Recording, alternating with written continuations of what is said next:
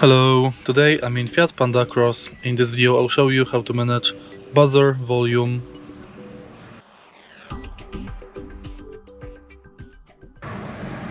In the beginning, let's take a look in the center of the car. And now press set button to enter menu of instrument cluster. Use these two buttons to navigate through menu and press set button again to confirm. So scroll down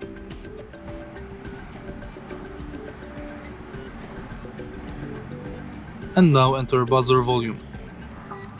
Select it between 4, 5, 6, 7, starting from 0.